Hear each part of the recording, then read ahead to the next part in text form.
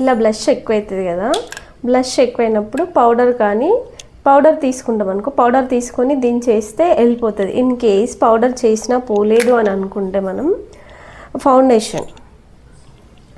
foundation తీసుకొని blender